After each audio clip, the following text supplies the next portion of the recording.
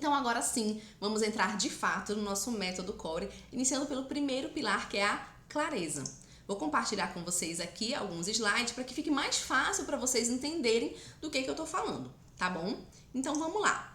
Para a gente iniciar, para a gente introduzir, eu trouxe para vocês um estudo de uma enfermeira que trabalhava com cuidados paliativos. Então ela cuidava de idosos no final da vida que já não tinham mais cura para suas doenças e realmente estavam ali apenas com cuidados paliativos, ou seja, vendo a morte se aproximar. E ela fez um estudo que se chamou The Top 5 Regrets of Dying, ou seja, os 5 maiores arrependimentos da morte. E quais foram os 5 maiores arrependimentos que ela encontrou dentro ali da vivência daqueles idosos? Então eles disseram que eles gostariam de ter coragem de ter vivido uma vida que fosse fiel a eles mesmos e não a vida que esperavam que eles vivessem. Eles gostariam de não ter trabalhado tão duro, de ter expressado mais seus sentimentos, ter tido mais contato com seus amigos e ter sido mais felizes.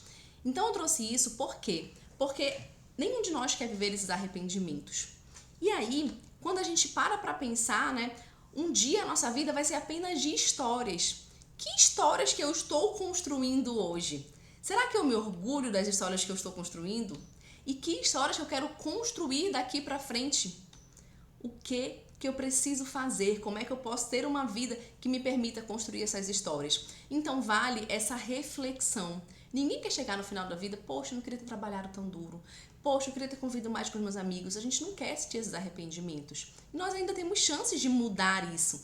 Então, é uma pequena amostragem, né? Foi uma pesquisa feita com alguns idosos, mas que representam que boa parte da população realmente sente. Então, fica essa reflexão. Como é que eu posso ter uma vida que me permita construir as histórias que eu quero viver? Sentar no futuro para contar para os meus netinhos as histórias que eu realmente queria ter vivido e vivi. E aí, a gente vai começar a entender um pouquinho mais do que é essa clareza que eu tanto falo para vocês. Pra gente começar, vou trazer um conceito que mudou a minha vida, que muitos chamam de o segredo da felicidade. E o que é isso, Vanessa? Conforme alguns escritores, o segredo da felicidade é a gente encontrar, a gente viver uma proporção entre a vida que a gente tem, imagina que esse círculo cinza menor aqui é a minha vida, a vida que eu tenho hoje, e a vida que eu sonho ter, que é esse círculo cinza mais escuro, percebem? Então, para que a gente viva realmente feliz, a gente precisa ter uma proporção entre a vida que eu tenho e a vida que eu quero ter. Ou seja, eu preciso viver uma vida bacana e almejar coisas que sejam possíveis para mim realizar. Precisa haver uma proporção entre essas duas. E por que a gente está falando isso? Porque quando não há uma proporção, não há um equilíbrio, as coisas começam a desalinhar. Vamos entender por quê. Imagina aqui que essa é a vida que eu tenho, né? Esse círculo cinza pequenininho aqui no meio. E a vida que eu sonho ter é muito grande, é esse círculo cinza bem maior. Eu vou trazer um exemplo para vocês em números, só para que fique mais fácil para vocês entenderem do que eu tô falando, mas aqui a gente não tá se referindo a dinheiro, tá? A gente tá se referindo à vida como um todo, a vida que eu tenho e a vida que eu quero ter. Eu vou trazer em números só para que fique mais fácil para vocês entenderem. Então imagina que eu sou uma pessoa que ganho R$1.000. E o sonho da minha vida é ter a vida da Virgínia. Todo mundo conhece a Virgínia, né? Influenciadora. Virgínia faz uma live da empresa dela e ganha 30 milhões, 13 milhões, enfim. Valores muito grandes. Então, se eu ganho R$1.000 e eu quero ter a vida da Virgínia, eu começo a me esforçar. Então, além do meu emprego formal, eu vou fazer sanduíche natural para vender no trabalho, eu vou ajudar uma amiga minha a fazer post pro Instagram dela para ela me dar ali uma renda extra. E aí, vamos dizer que esse mês, além do meu salário de R$1.000, eu ganhei 3.000 de renda extra. Nossa, fechei o mês com R$4.000. Para quem ganha R$1.000, 3.000 é uma boa renda extra? Eu entendo que sim. Mas esses R$4.000 por mês aproximou essa pessoa dos 13 milhões que a Virgínia faz em uma live? Não.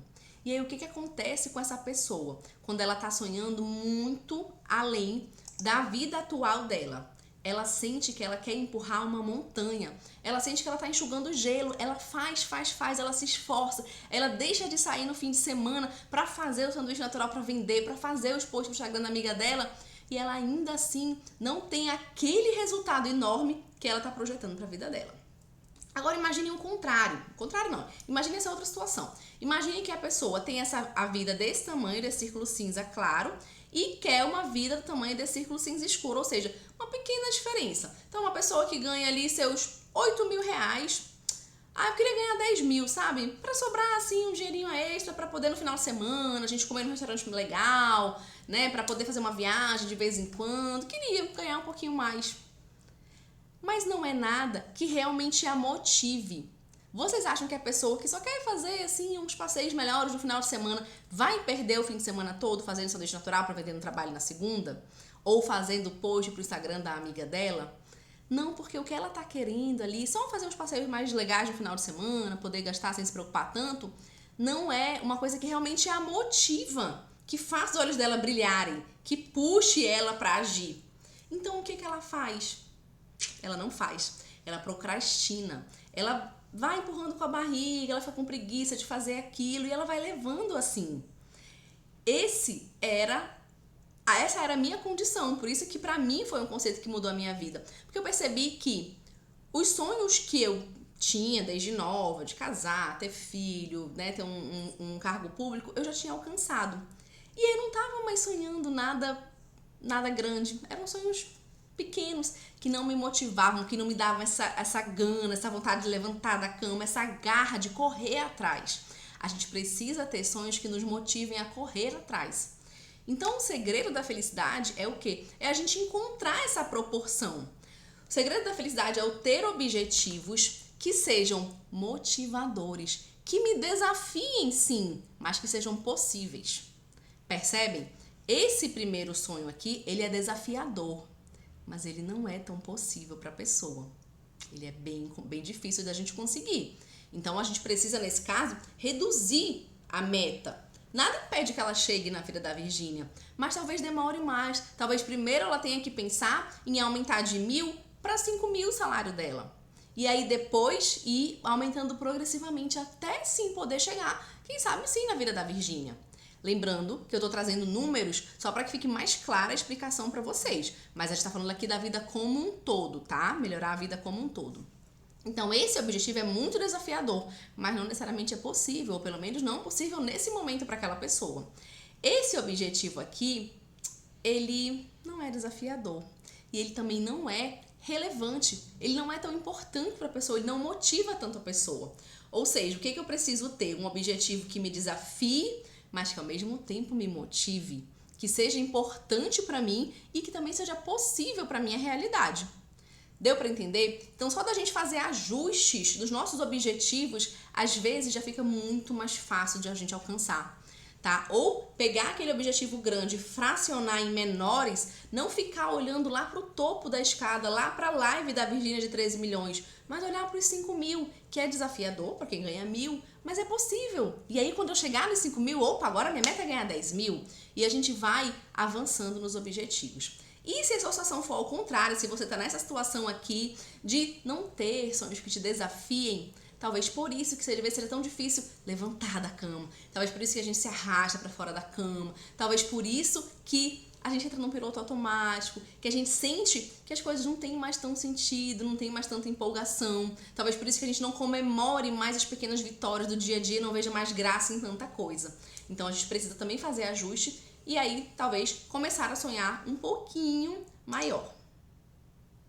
Ou seja, a gente precisa adequar o nosso objetivo dentro dessa proporção para que a gente realmente consiga alcançar e comemorar essas vitórias. Uma outra coisa que tem que levar em consideração aqui são os perfis comportamentais.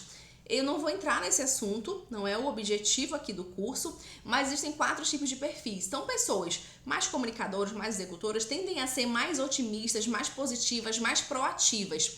E aí, às vezes, tem uma tendência de botar esse objetivo aí, da pessoa que ganha 1.000 e quer ganhar 13 milhões, sabe? Sonha muito alto e não necessariamente tem aquela constância, aquela disciplina de fazer o que precisa fazer todo dia. Então, prestar atenção nisso. Ao mesmo tempo, pessoas mais analistas, mais planejadoras, mais estáveis, mais conformes, já tendem a sonhar um pouquinho mais baixo e às vezes dá essa desmotivada. E aí, para essas pessoas, talvez seja o caso da gente aumentar um pouquinho o tamanho do sonho. Tomando cuidado, porque, por exemplo, os analistas são pessoas que se cobram muito. Então, tem que ser um sonho que desafie, mas que ele perceba que ele está alcançando, porque se ele perceber que ele não está evoluindo, ele também se desmotiva. Então, por isso que é legal a gente se conhecer e a gente criar um objetivo, adequar um objetivo que realmente faça sentido pra gente. Vamos continuar com o Papo de Clareza no próximo vídeo.